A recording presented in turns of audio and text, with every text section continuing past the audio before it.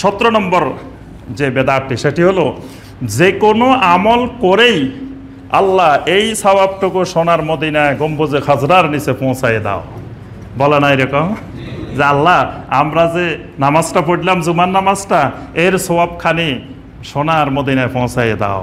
তারপর আমরা যে আল্লাহ দরুদ পড়লাম, আমরা যে কোরআন তেলাওয়াত করলাম, এই আমলটা করলাম সোনার মদিনায় পৌঁছায় দাও। এইভাবে যে কোনো আমল করেই মদিনায় পৌঁছায় দেওয়া, সব কিছু মদিনায় পৌঁছায় দেওয়া।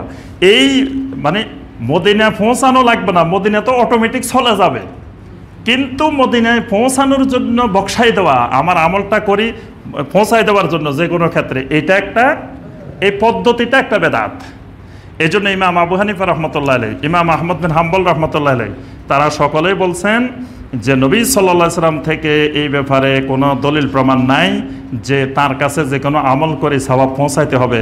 বরং ইন্না সাওয়াবা আমালিল উম্মাহ জামিউহা ফি সহিফাতির রাসূল সাল্লাল্লাহু আলাইহি ওয়াসাল্লাম, বরং উম্মত যা আমল করে অটোমেটিক নবী সাল্লাল্লাহু আলাইহি সাল্লামের আমলনামায় যোগ হয়ে যায়।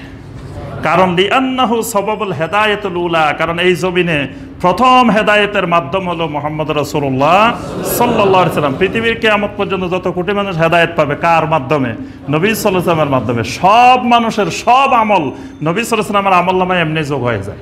সুতরাং নবী সাল্লাল্লাহু আলাইহি সাল্লামের আমলনামায় যেটা অটোমেটিক যাচ্ছে, আমি এবার মাঝখান দিয়ে একটু যে বেশি মহব্বত প্রমাণ করার জন্য যে আমার সওয়াবটা পৌঁছায় দেন, তা আপনারটা পৌঁছাবে, বাকিদেরটা পৌঁছবে না, সবাইটাই পৌঁছবে। পুরা উম্মতের যা আছে সব নবী সাল্লাল্লাহু আলাইহি সাল্লামের আমলনামায় পৌঁছে যাবে।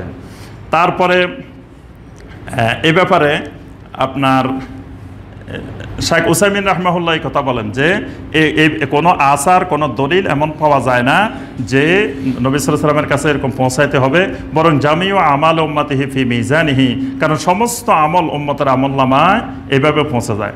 ইমাম সাখাবী রাহমাহুল্লাহ বলেন যে আমি ইবনে হাজার আসকালানী রাহমাহুল্লাহকে জিজ্ঞাসা করেছিলাম এই ব্যাপারে যে নবী সাল্লাল্লাহু আলাইহি সাল্লামের কাছে সওয়াব পৌঁছানো লাগবে কিনা বা এটা শরিয়া সম্মত কিনা। তখন ইবনে হাজার আসকালানী রাহমাহুল্লাহ বলছেন যে কেউ যদি এরকম বলে আল্লাহুম্মা জাল সাওয়াবা মা কারাতু ফি শারাফে রাসূলুল্লাহ সাল্লাল্লাহু আলাইহি ওয়াসাল্লাম ফা আজাবা, তিনি বলেন কেউ এরকম বললে হাজা মুখতারাউন মিন মুতাআখিরিল কুররা, এটি হলো পরবর্তী কারীদের নব আবিষ্কৃত একটি জিনিস। লা আ'লামু লাহুম সালাফান ফি, সালাফেরা কখনো এরকম করতেন না। কারণ প্রত্যেকের আমল প্রত্যেকের নিজের জন্য, প্রত্যেকে যা আমল করবে ফায়াকরাউ লিনাফসিহি ওয়া ইউসাল্লি লিনাফসিহি, নামাজ পড়বে নিজের জন্য, কেরাত পড়বে নিজের জন্য, যা আমল করবে নিজের জন্য। এখন আমলটা করি মাত্র আরেকজনের কাছে পৌঁছায় দাও, তাহলে নিজের জন্য আর থাকলো কি? আপনি করে করে বলতেছেন যে এটা অমুকেরে পৌঁছায় দেন, অমুকেরে পৌঁছায় দেন, তা আপনার জন্য কি? এর জন্য আমল করতে হবে সওয়াবের আশায়, নিজের জন্য, লিনাফসিহি আমার জন্য, সালাত আমার জন্য, সিয়াম আমার জন্য, সব ইবাদত আমার জন্য, কিন্তু আমার জন্য করি আবার আরেকজনের কাছে পৌঁছায় দেওয়া।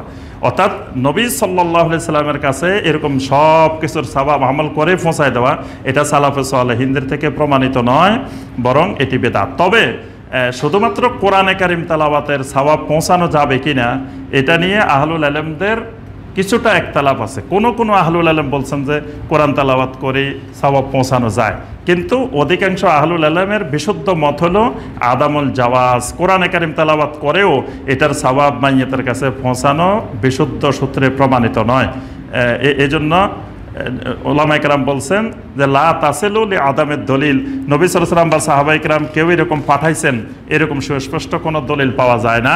সুতরাং এটা দলিলবিহীন এরকম কোনো কিছু করা আমল শরীয়তে সিদ্ধ নয়, মাশরু নয়, এজন্য এরকম করলে এটা বেদাত হবে।